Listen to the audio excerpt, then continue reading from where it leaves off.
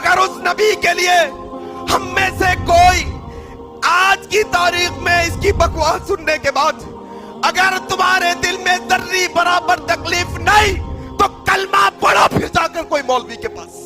تمہارا ایمان صحیح نہیں۔ اس کو اس بات کی بھی تکلیف نہیں کہ محمد الرسول اللہ کے اوپر انگلی اٹھائی گئی ہے، اس کو اس بات کی کوئی تکلیف نہیں کہ محمد الرسول اللہ کو اعوذ باللہ یہ کہا گیا ہے کہ یہ عورتوں کا دیوانہ تھا۔ ماں باپ کو گالی دی جائے انسان کو برداشت نہیں، انسان کے اپنے بیٹے بیٹیوں کو گالی دی جائے انسان کو برداشت نہیں، انسان کے اپنے عزیز و اقارب کو گالی دی جائے انسان کو برداشت نہیں۔ لیکن میں یہ کیا کہہ رہا ہوں آپ کے سامنے، کیا بتانا چاہتا ہوں آپ کے سامنے؟ کسی نے کہا قوم سو رہی ہے ہارن آہستہ سے بجاؤ، میں نے کہا حقیقت بات ہے بھائی، امت سو رہی ہے، امت نیند میں ہے، امت اٹھنا نہیں چاہتی، امت ڈرپوک ہو گئی ہے، امت کائر ہو گئی ہے، امت بزدل ہو گئی ہے، امت کے اندر سے ایمان کی طاقت ختم ہو گئی ہے، امت سو رہی ہے۔ ذرا ہارن آہستہ سے بجاؤ۔ ایک طرف تو وہ جو اپنے مذہب پر آ جاتی ہے تو نینی تال کے ایک باشندے سلمان خورشید کو جلا دیتے ہیں، دوسری طرف مسلمان ہیں، ان کے نبی کو نشانہ بنایا جاتا ہے، پھر بھی یہ ہاتھ پہ ہاتھ دھرے رکھ کے بیٹھے ہیں۔ میں نہیں کہتا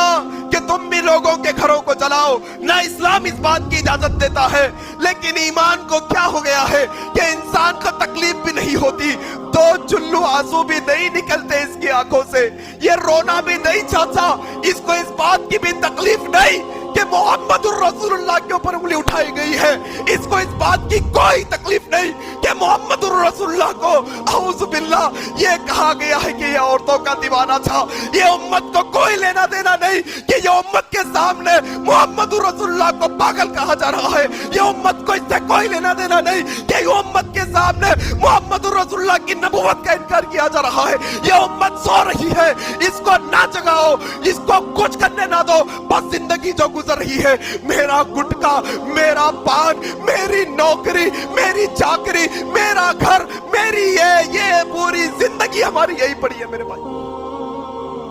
کیا بتائیں آپ کے سامنے؟ اور ایک بات بتاؤں،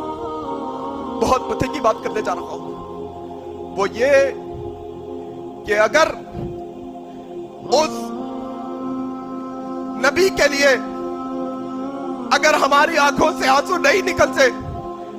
جو نبی 1400 سال پہلے اپنے سجدوں میں ہمیں یاد کرتا تھا، وہ نبی جو 1400 سال پہلے